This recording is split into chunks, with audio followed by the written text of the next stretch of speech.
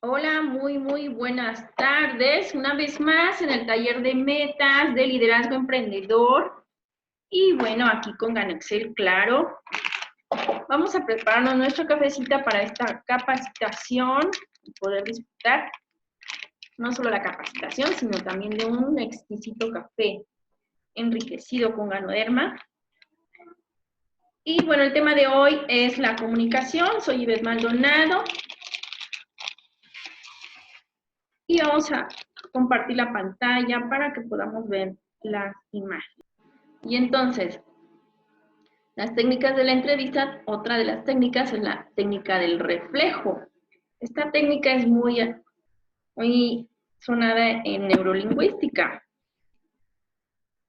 Dice, se puede ahondar en la conciencia del entrevistado hasta llegar a los sentimientos.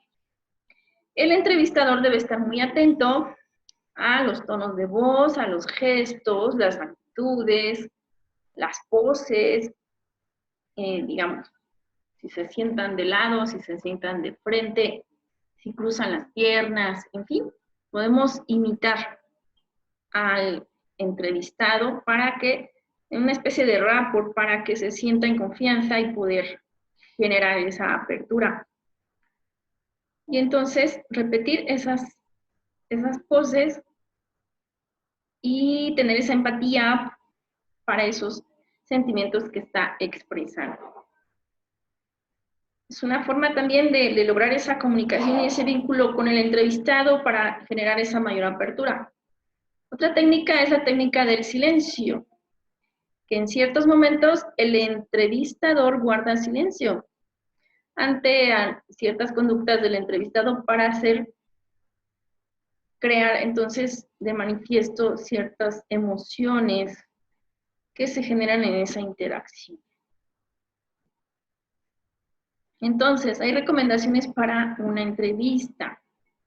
Acuérdense siempre de saber escuchar activamente, estar interesados en las expresiones faciales, ¿sí? Los movimientos que hacemos con la cabeza, mantener ese contacto visual y expresiones, usar expresiones de que estamos interesados y atentos. Expresiones como, oh, sí, ajá, muy bien, eso es, ¿no? Etc. Otra técnica, otra recomendación es mostrar ese genuino interés en la otra persona. Hacer preguntas de relevancia que le puedan interesar y tratar de ser esos conversadores cordiales, encontrar entonces, podemos tener ideas contrarias a las nuestras, pero siempre mostrar ese respeto a los puntos de vista y mantener siempre la atención en esas palabras para no romper la continuidad de lo que es el tema. Otra técnica es ser cuidadoso, paciente y prudente. Ahí entra lo que es la inteligencia emocional, tener esa paciencia, ser sensible a la emotividad de la otra persona, no interrumpir cuando está hablando la otra persona, durante las respuestas, no esperar a que termine, o sea, hay que esperar a que termine de responder completamente antes de volver a hablar, a preguntar, manifestar ese interés, ese entusiasmo en la entonación de voz y los movimientos que estamos emitiendo. Entonces hay que tener esa cautela en casos de posible conflicto y demostrar entonces ese comportamiento paciente, cordial, prudente, que es importante entonces también para esa interacción. Y pues es bien importante registrar los datos que se obtienen de la entrevista y lograr esa interpretación de esos datos. Es una labor finalmente también de análisis y de síntesis por los contenidos y los matices, los significados que puedan traer intrínsecos. Y entonces podemos hablar de la comunicación oral estratégica. Usar esas estrategias para hablar con mayor efectividad, entonces implica planear, organizar, dirigir nuestras actuaciones en esas diferentes fases del proceso comunicativo. para luego examinarlas, verificarlas, evaluarlas, tratando de aprender de los errores o los problemas, también como de los factores de éxito. Entonces, las acciones, las técnicas, las habilidades empleadas durante este proceso de comunicación se pueden pensar bien antes de realizarse. Entonces, hay pasos a seguir para esa comunicación estratégica. En este negocio es bien importante lo que son los eventos y finalmente es una pieza clave lo que es la comunicación. Entonces, no podemos no planearlo. Hacer un evento sin planearlo está como que descabellado. Entonces, el primer paso es planear, organizar, aplicar, supervisar, entonces, y evaluar. Vamos a ver a qué se refiere. También podemos usar esas microestrategias en el momento de comunicarnos con otra persona. Dirigir entonces ese contexto en una dirección. Manejar cierto volumen de voz.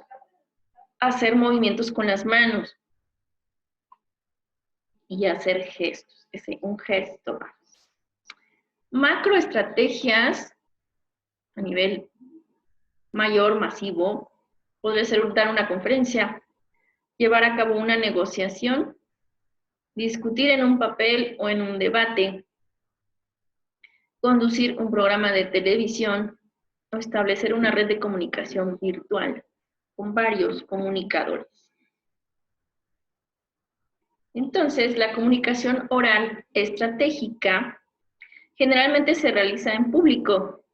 Si estamos hablando de comunicación oral estratégica, digamos, puede ser más formal.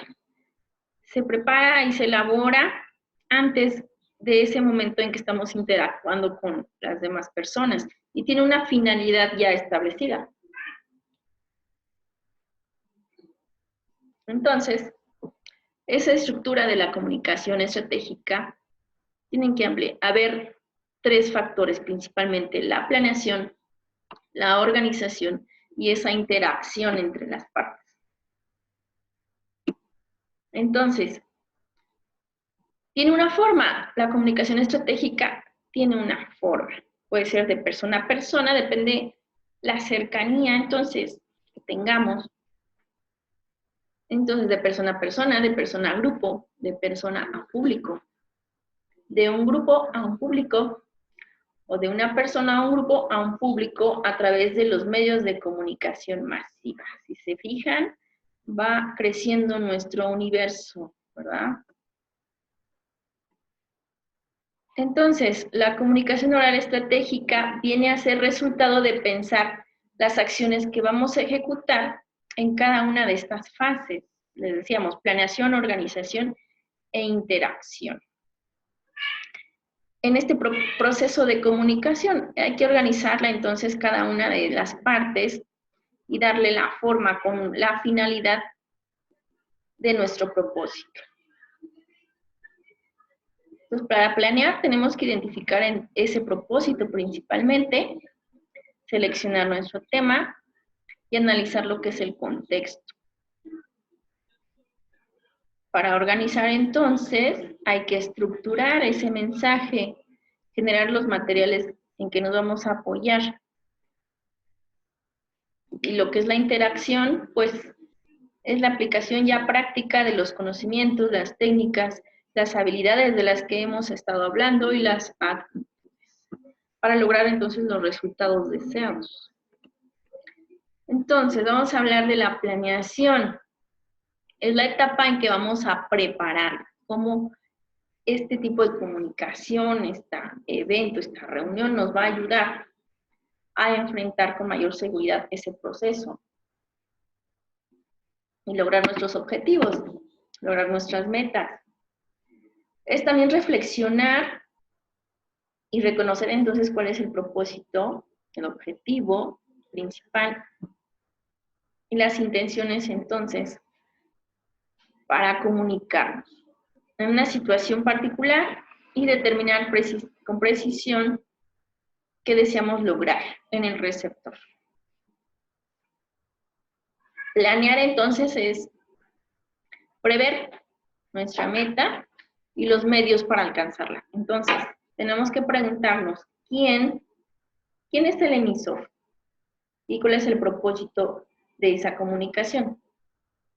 ¿Qué dice? Entonces hay que estructurar ese mensaje en un orden en la información que vamos a emitir. ¿A quién está destinado ese mensaje? ¿Para qué? ¿Para qué efectos, qué efecto va a tener esa comunicación? ¿Cuál es el resultado esperado? ¿Dónde lo vamos a hacer? ¿Cuándo lo vamos a hacer? La fecha, la hora, es bien importante, ¿verdad? Para poderlo promocionar, invitar a la gente, crear ese ambiente social, ese escenario, finalmente ese contexto, para crear entonces esa respuesta y generar esa retroalimentación después. Entonces, ¿quién? Esta pregunta entonces nos sirve para reflexionar sobre ese papel que jugamos en cada situación de comunicación.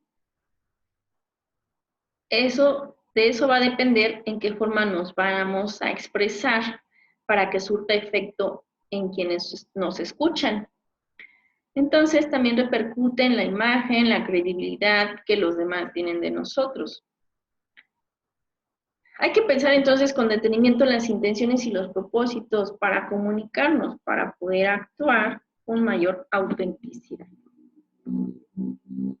¿Qué decimos? Entonces, seleccionar el tema. Planear entonces el mensaje. El primer paso entonces es seleccionar el tema. ¿De qué voy a hablar? ¿Qué ideas quiero expresar? ¿Cuál es la idea central de este mensaje?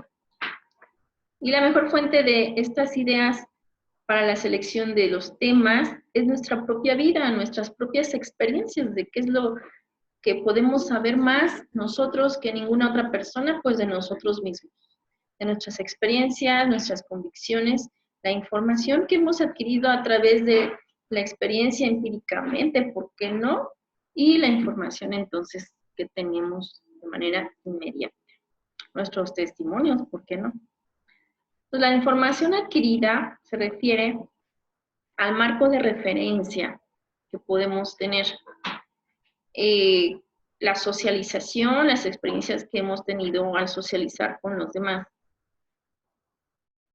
Entonces pueden ser datos, conceptos, opiniones, incluso recuerdos, imágenes que tenemos guardadas en la memoria. Sirven entonces para planear y producir esas ideas y esas opiniones. La información inmediata, entonces, es la que buscamos o investigamos a través de los libros, revistas, computadoras, etc. Básicamente eso nos sirve para complementar nuestras experiencias. Finalmente nuestras experiencias son el punto de partida. En este caso, podemos hablar de nuestro café con Ganoderma, podemos hablar de las experiencias que hemos tenido en nuestro cuerpo, en nuestra salud. Pero luego, al consultar libros, revistas, la información técnica, podemos entender el por qué está funcionando en nuestro organismo de esa manera, ¿verdad? Entonces podemos explicar el por qué es tan maravilloso este café enriquecido con Ganoderma. Entonces, en ocasiones, nos puede gustar hablar del tema que nos atrae, pero posiblemente no sabemos nada del por qué, sino solo es empírica la información o la experiencia que hemos tenido. Podemos hablar entonces de cosas que nos interesen, pero puede ser que nos falte alguna información para comprenderlo. Entonces es importante también echar mano entonces de esas publicaciones que existen acerca del tema, para hablar entonces con un mayor conocimiento. ¿Dónde? Es el lugar del escenario donde se va a efectuar la comunicación. Es un punto de referencia para entonces adaptar el mensaje al público. No es lo mismo un jardín que un lugar cerrado, no es lo mismo un café o un estudio de televisión que un lugar formal. Entonces, hola, Orfe, ya llegaron, ya nos extrañaba, ¿dónde andan? Bueno, les voy a cerrar el micrófono. Ok, bueno, continuamos. Entonces, en un jardín, un café, un estudio de televisión, el esquema de la comunicación es más espontánea, más abierta. Y en una sala de conferencias tiene que tener una mayor formalidad y una mayor estructura, más rígida, diríamos, un orden de los temas, subtemas, en fin, de la información, ¿verdad? Puede ser más improvisada en un lugar informal. Otro aspecto es cuándo, el tiempo. El tiempo se refiere no nada más al momento de hacer la comunicación, sino también el momento que ocupamos para preparar y organizar nuestro evento. Entonces, la ocasión también puede ser un factor que debemos plantear durante esa planeación. Podemos entonces formar esa expectativa de la situación de comunicación que vamos a organizar y entonces comunicar y tener presente esas expectativas. ¿A quién entonces? Hay que analizar quiénes van a ser los receptores en este proceso de comunicación para poder asegurar lo que es el entendimiento del mensaje y lograr esa empatía y credibilidad. Cuanto más se adapte entonces el mensaje al público y se identifique entonces el comunicador con esos antecedentes, esas experiencias, esos intereses, las actitudes, entonces más probabilidades tendremos de lograr esa empatía y credibilidad e interés en el receptor. Y entonces habría que analizar los tipos de receptores. Y entonces puede ser un público amigable, que tienen gustos y preferencias parecidos a los nuestros, lo que se identifican con nosotros desde un inicio y comparten intereses y experiencias. O puede ser un público hostil, que tienen gustos diferentes y viven diferentes experiencias. Un público apático, que por su número entonces puede ser una gran audiencia con preferencias e intereses diferentes por lo mismo de un grupo numeroso. Entonces puede ser un poco difícil de homologar, entonces, en este caso, el proceso de comunicación para poder seducir. Otro puede ser el público interesado, los que están interesados en la información o mensaje que se tiene planeado dar a conocer. Entonces, hay tres aspectos que ayudan en este proceso de analizar a nuestros receptores. Podemos analizar la región geográfica, demográfica. Podemos analizar las actitudes o hacer un análisis psicológico. Vamos a ver a qué se refiere.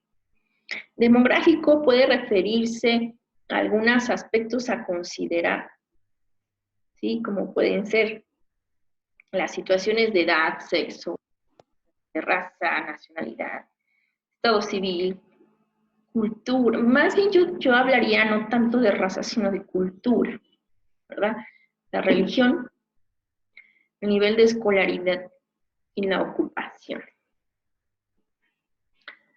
Y entonces, análisis de actitudes. Es posible entonces tener algunos grupos de referencia, que pueden ser algún grupo religioso, creencias, hábitos, costumbres, preferencias, algunos grupos determinados, ya sean formales o informales.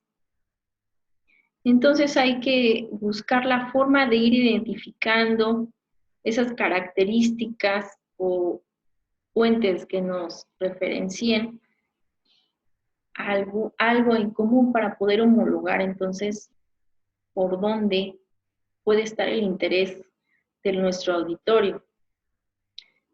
Y no se diga, los testimonios son de alta credibilidad, generalmente, en todos los aspectos. Otro sería el análisis psicológico. Aquí vamos a basarnos en lo que es la autoestima. Las personas seguras, que parecen seguras y confiadas, pues cuentan con una alta autoestima. Generalmente, pues son personas muy respetuosas, ¿verdad?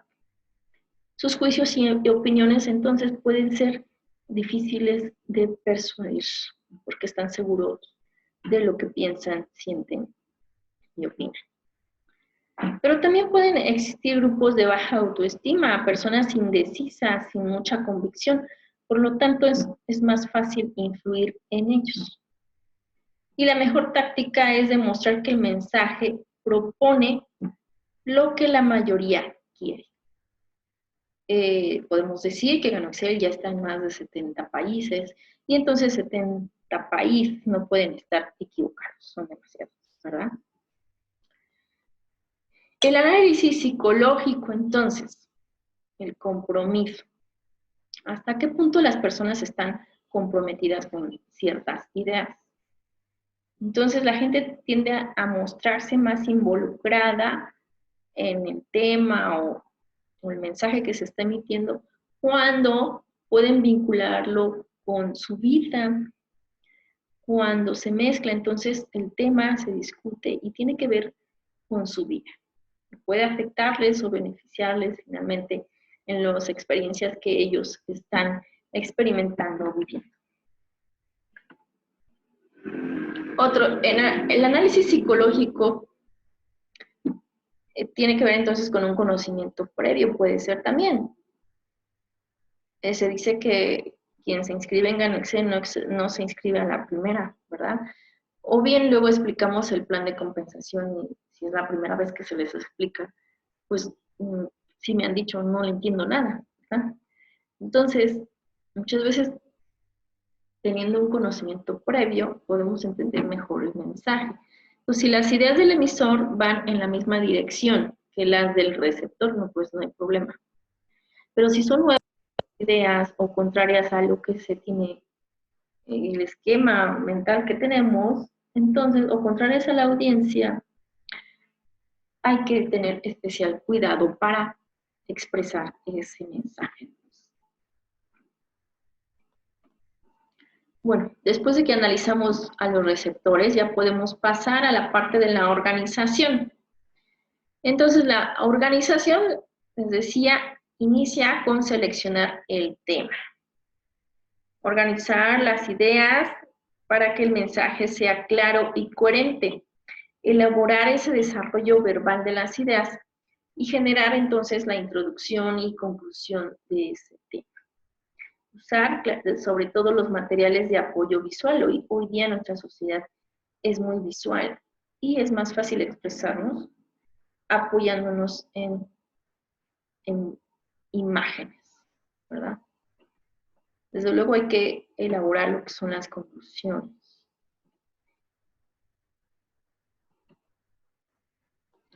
El tercer aspecto del que estamos hablando es la interacción. Entonces, se refiere al proceso de comunicación que vivimos en ese momento de la presentación. Estas secciones, entonces, están encaminadas a interactuar con un estilo propio para ser auténticos al presentar nuestro mensaje. Y pues ahí es donde tenemos que utilizar nuestros conocimientos, nuestras habilidades, nuestras actitudes, nuestros valores se pueden reflejar en ese conjunto de estrategias para la comunicación. Un buen observador es un buen comunicador. Entonces, un comunicador debe dedicar gran parte de su tiempo a observar, a pensar, elegir el tema, tomando en cuenta entonces esas características del receptor a quien va a ir dirigido ese mensaje. Y pues lograr esa influencia, lograr aumentar las probabilidades de influir y tener esa credibilidad para lograr con éxito nuestro propósito de comunicación. Y pues hasta ahí sería el día de hoy esta capacitación acerca de la comunicación y nuestro taller de metas, en el cual pues es importantísimo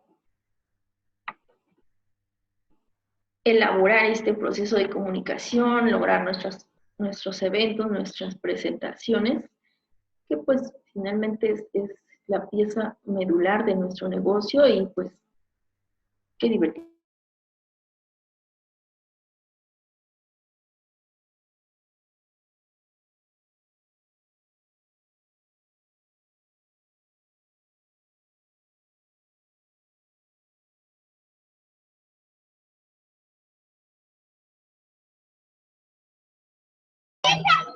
Se dejó de escuchar, Gaby.